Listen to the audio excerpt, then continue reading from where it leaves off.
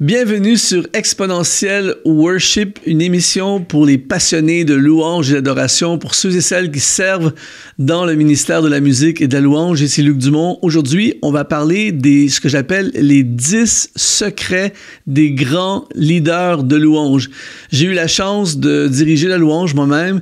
J'ai voyagé dans plein de pays et mes yeux ont été témoins de leaders de louange absolument exceptionnels un peu partout dans le monde, dans différents styles.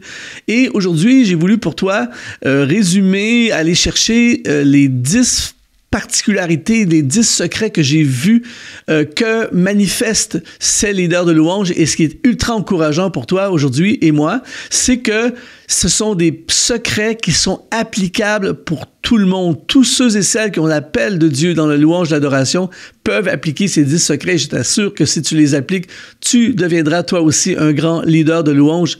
Mais juste avant, j'aimerais t'offrir, si tu le veux bien, un accès à une newsletter secrète. C'est-à-dire que à tous les lundis, j'envoie une newsletter dans laquelle je mets une mini-formation sur le ministère de la musique et de la louange. J'ai servi dans ce ministère depuis plus de 3 décennies maintenant et je te dévoile à chaque semaine des conseils, des stratégies, des idées, plein de choses pour t'aider à perfectionner et à aller encore plus loin dans ton ministère de louange. C'est gratuit et à chaque lundi matin, tu ouvres ta boîte mail et tu as une nouvelle formation. Donc, si tu es intéressé à rejoindre la newsletter secrète, eh bien, c'est simple. Tu vas dans le premier lien qui apparaît dans la description de cette vidéo et tu pourras t'abonner et rejoindre la newsletter. Alors, je te dis là-dessus à lundi prochain. Maintenant, aujourd'hui, les secrets des plus grands leaders de louange. Premièrement, une des choses que j'aimerais, c'est que si tu pouvais écrire dans les commentaires, si tu es leader de louange, écris dans les commentaires qu'est-ce que tu fais exactement, dans quelle région tu es, dans quelle église, qu'est-ce que tu fais, est-ce que tu diriges à partir du piano,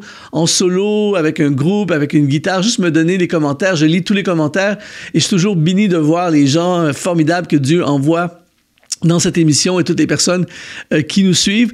Et j'aimerais aujourd'hui regarder avec toi maintenant à ces 10 secrets des grands leaders de louange.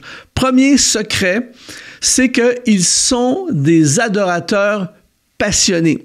Là, je ne parle pas de musique, je ne parle pas de performance musicale, de talents musicaux, je ne parle de rien de ça. La première chose, une des choses que j'ai remarqué chez les plus grands leaders de louange, c'est qu'ils sont des adorateurs passionnés. Ils ont compris Jean chapitre 4, verset 23 qui nous dit « L'heure vient et elle est déjà venue », c'est Jésus qui parle, « où les vrais adorateurs adoreront le Père en esprit et en vérité, car ce sont là les adorateurs que le Père demande. » L'une des particularités inhérentes aux plus grands leaders de louange, c'est qu'ils sont des adorateurs passionnés. Ils aiment la louange. Ils ne font pas que diriger la louange. Moi, j'ai vu des leaders de louange que le seul moment où tu les vois louer et adorer Dieu, c'est quand ils dirigent la louange.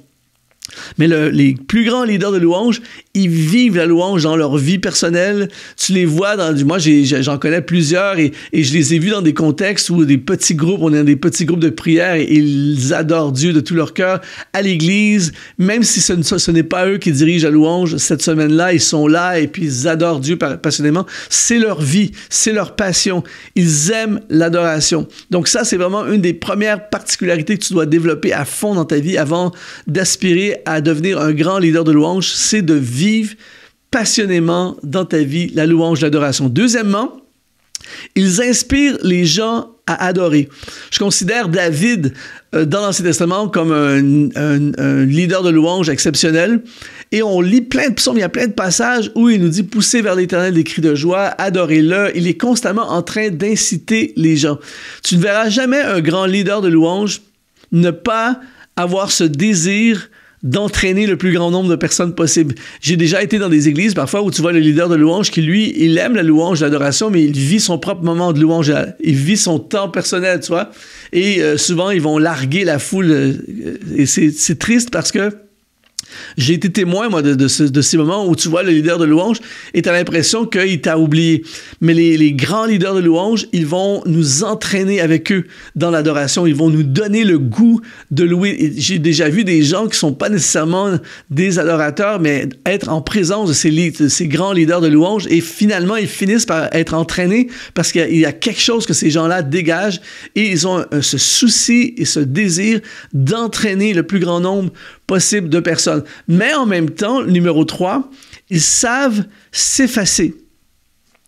Beaucoup de leaders de louange prennent toute la place. J'en parle souvent, mais il y a des leaders de louange que c'est en fait, ils sont plus en mode spectacle, en mode attirer l'attention sur eux-mêmes. Ils parlent d'eux-mêmes, ils prennent toute la place, ils parlent beaucoup, tout ça. Et les meilleurs leaders de louange que j'ai vus dans ma vie, c'est que quand ils dirigent la louange, t'oublies qu'ils sont là. Dans le sens où tu connectes tellement avec le ciel, tu entres tellement dans la présence de Dieu, tu es tellement en mode focus sur le ciel que tu as oublié leur présence. J'enseigne souvent que plus on oublie notre présence, plus ça veut dire qu'on fait un bon travail. Donc, les grands leaders de louange, tout en incitant la foule, tout en étant eux-mêmes dans l'adoration, tout en étant excellents dans ce qu'ils font, eh bien, ils réussissent à s'effacer, comme Jean-Baptiste a dit, il faut que je diminue afin que Jésus puisse croître. Ça, c'est une des caractéristiques que tu vas trouver des grands leaders de louange. Une autre des particularités des grands leaders de louange, c'est qu'ils chantent des chants qui ouvrent le ciel. Ça, toi et moi, on est capable de faire ça. C'est-à-dire, une des choses que je vois je n'arrive pas à comprendre pourquoi plein de gens font ça, mais ils vont arriver, ils vont chanter un chant magnifique. Après ça, le chant numéro 2 ou le chant numéro 3, ils vont chanter un chant c'est comme si on mettait un chant pour mettre un chant, ou parce que lui, il aime le chant, tout ça. Mais qu'arriverait-il dans le service de louange si on amenait que des chants qui ouvrent le ciel? Tu sais, ces chants-là, quand on les chante, tout le monde chante, le ciel s'ouvre, il y a de la joie, il y a la victoire, il y a de l'adoration. Eh bien, les grands leaders de louange ont compris ceci, et ce qu'ils font quand ils créent leur playlist, eh bien, ils choisissent que des chants qui ouvrent le ciel. Ils alignent 1, 2, 3, 4, 5, 6 chants qui ouvrent le ciel. Donc, c'est comme on monte dans l'attitude. C'est toujours de plus en plus incroyable. Et ils n'acceptent pas de faire de passer des chants médiocres ou des chants qui n'ont pas été testés ou des chants qui sont leurs chants préférés à eux, mais que l'Assemblée, ils ne vont pas faire des chants qui ne font pas entrer l'Assemblée dans l'Assemblée de Dieu, dans la présence de Dieu. Alors, c'est très important, des chants qui ouvrent le ciel. Cinquièmement, ils sont flexibles. C'est-à-dire que parfois, tu vas avoir des leaders de louange qui font un bon travail parce qu'ils sont dans un contexte parfait, c'est-à-dire ils ont une sono incroyable avec une équipe technique prodigieuse, des musiciens de haut niveau, et c'est génial d'avoir ça. Mais les plus grands leaders de louange vont exceller dans ces moments-là, mais ils sont tellement flexibles qu'ils vont exceller également lorsqu'il y a juste une guitare, lorsqu'il y a juste un piano, lorsqu'il n'y a pas vraiment une super sono, lorsqu'il y a tout l'orchestre, puis même quand il n'y a pas d'orchestre. Ils vont exceller quand ils sont dans un stade avec 30 000 personnes, mais ils vont exceller également dans un groupe maison où il va y avoir 8 personnes. Peu importe le contexte, ils sont tellement dans l'adoration, ils sont tellement passionnés, ils sont tellement excellents et ils sont tellement intéressés à entraîner les gens avec eux.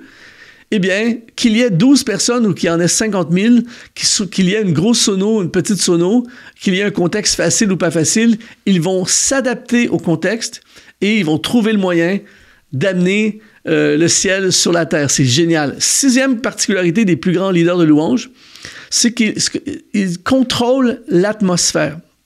Quand je dis contrôle l'atmosphère, c'est dans le sens qu'ils sont ce que j'appelle des influenceurs d'atmosphère. Si tu diriges la louange, tu sais comme moi qu'il y a des fois que l'atmosphère, elle est top. Mais il y a d'autres fois que c'est difficile. Les gens, il n'y a pas l'esprit de la louange, il y a comme un mur spirituel. Parfois, c'est compliqué, tout ça. Des gens sont froids. Des fois, il y a de la résistance dans le monde spirituel, tout ça. Et moi, ça m'est arrivé de diriger la louange des fois où quand tu commences, tu as simplement juste envie de t'en aller. Tu ne veux pas être là. C'est difficile. Tu sens un combat dans l'esprit, tout ça. Mais les plus grands leaders de louange, eh bien, eux, ça ne va pas être un obstacle. Ça ne va pas être un frein pour eux. Ils contrôlent, ce sont ce que j'aime dire, ce sont des thermostats, ce ne sont pas des thermomètres. Ils changent la température de la pièce. Ils vont déclarer quelque chose, ils vont changer le chant. Ils avaient prévu un chant, ils vont arriver avec un autre chant, ils vont faire une déclaration, ils vont dire quelque chose, ils vont dégager quelque chose. Et au début, peut-être que ça va être l'atmosphère va être de glace, peut-être qu'au début, ça va être difficile, mais je peux t'assurer que les grands leaders de louange, après quelques minutes, après quelques temps, l'atmosphère de la pièce va changer, l'atmosphère de la salle va changer et tout à coup, ça va devenir une atmosphère du ciel, une atmosphère de louange et d'adoration. J'ai assisté à ça il y a quelque temps de ça où au début du culte, tu sens que, je sais pas pourquoi, mais tu sens qu'il y a de la résistance, tu sens que c'est compliqué. Et je l'ai même vu lorsqu'il a ouvert le culte, tu sens qu'il n'y a pas de réponse de la part des gens, mais après 5-10 minutes, les gens avaient les mains levées vers le ciel, la présence de Dieu venait saturer la place, il a complètement changé avec l'aide de Dieu et l'aide de l'Esprit, mais ce sont des maîtres dans l'art d'influencer l'atmosphère. Et ça, c'est un des trucs que tu dois absolument comprendre si tu es leader de louange. Tu es un influenceur. Tu dois influencer l'atmosphère spirituelle là où tu es par la direction de la louange que tu vas apporter. Septième particularité des très grands leaders de louange, c'est qu'ils honorent leurs musiciens. Malheureusement, j'ai souvent vu des leaders de louange soit se servir de leurs musiciens pour faire avancer leur ministère à eux, soit abuser des musiciens, soit même mépriser leurs musiciens. C'est-à-dire que je joue avec eux, mais je t'assure que si j'avais les musiciens que j'aimerais avoir, si j'avais un tel ou une telle, ça serait tellement mieux. Et tu sens que tu méprises. Moi, il y a déjà des leaders de louange qui me l'ont dit, c'est-à-dire, ouais, je vais le voir, par exemple, après, je lui dis, beau travail ce matin, tout ça, ouais, mais c'est pas vraiment des top musiciens, si j'avais mes vrais musiciens, tout ça, des trucs comme ça. Et en fait, les grands leaders de louange sont complètement différents. Eux, peu importe avec qui ils vont travailler, ils vont honorer leurs musiciens.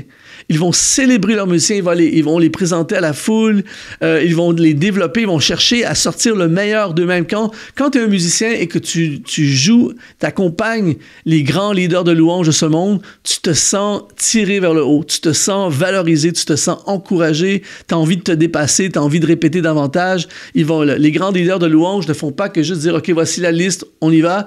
Et ils vont enseigner les gens, ils vont les faire grandir, tout ça. Ça, c'est vraiment une caractéristique des grands leaders de louange. Ils ne sont pas simplement intéressés par ce qu'eux vont apporter, mais ils sont intéressés par entraîner non seulement l'assemblée, mais leur équipe de louange également. Alors, ils élèvent, ils font grandir, ils tirent vers le haut leur équipe de louange. Et ça, c'est quelque chose que toi et moi, on est capable de faire, peu importe le contexte.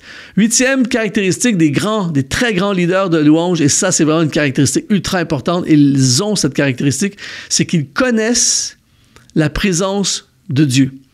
Moi, j'ai rencontré au fil des ans des gens qui connaissent la musique. Ils peuvent tout te dire sur la technique musicale et c'est bien, c'est ultra important. Mais il y a des gens, malheureusement, j'appelle ça des leaders de louange professionnels, c'est qu'ils savent tout sur la technique, sur la musique, mais ça s'arrête là.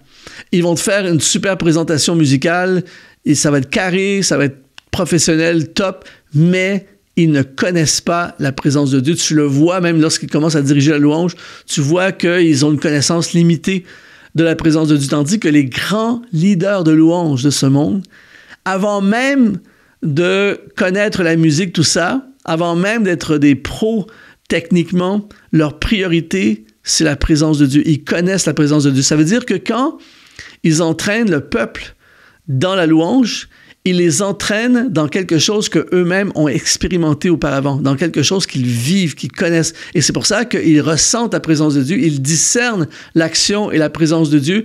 Et lorsqu'ils vont diriger la louange, ils vont suivre ce flot comme une rivière.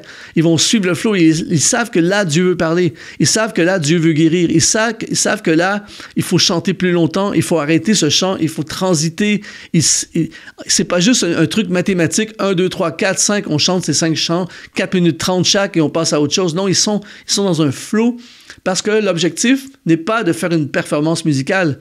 L'objectif, c'est d'entraîner les gens dans la présence de Dieu et leur faire goûter les merveilles de la présence de Dieu. Alors, les grands leaders de louange ont cette capacité de connaître la présence de Dieu. Ils se tiennent dans la présence de Dieu et ils réussissent à entraîner le plus grand nombre possible dans la présence de Dieu. 9e caractéristique des grands leaders de louange, c'est qu'ils maîtrisent ce qu'ils chantent.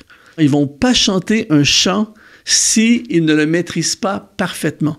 Et donc, c'est ce qui est super important, c'est qu'ils vont chanter un chant qu'ils connaissent, qu'ils ont déjà chanté, tout ça. Et donc, quand ils arrivent devant la foule, ils sont complètement libres. Ils n'ont pas besoin d'une partition, ils ne suivent pas une partition, ils connaissent les paroles par cœur, ils sont complètement libres. Et ça, C'est une erreur que souvent les leaders de louange moins expérimentés vont faire. Ils sont là, ils sont liés à leur partition, ils vont lire les paroles sur la projection, tout ça, et ils dépendent de ça, et c'est toujours moins bon. Tandis que quand tu connais ton chant, tu peux chanter les yeux fermés, tu peux déclarer des choses, tu peux faire des signaux aux musiciens, tout ça. Tu n'es pas lié parce que tu maîtrises le chant. On voit vraiment la différence. Et finalement, dixième particularité des grands leaders de louange, c'est qu'ils sont humbles. La Bible dit « L'humilité précède la gloire ». Et Dieu donne sa faveur, sa bénédiction aux humbles.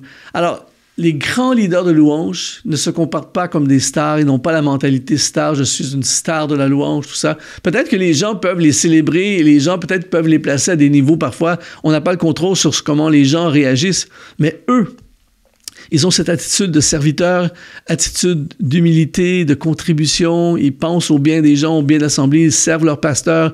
Ils veulent vraiment laisser toute la place à Christ et eux s'effacer. Ça, c'est une des caractéristiques des grands leaders de louange. Alors, comme tu le vois, dans ces 10 secrets, eh bien, ce sont des choses que toi et moi, on est capable d'appliquer dans notre ministère. Et si à partir d'aujourd'hui, tu appliques ces principes dans ta vie, regarde bien comment ton ministère de louange va prendre de l'attitude et comment des gens vont être révolutionnés, touchés et surtout expérimenter la présence de Dieu. Si ça t'a parlé, eh bien, n'hésite pas à mettre un like sur cette vidéo, de commenter dans les commentaires, bombarde le chat et aussi rejoins ma newsletter secrète pour recevoir à chaque lundi dans ta boîte mail une mini-formation sur le ministère de la musique et de la louange. Ici Luc Dumont, ça a été un honneur de te servir aujourd'hui. Sois exponentialisé.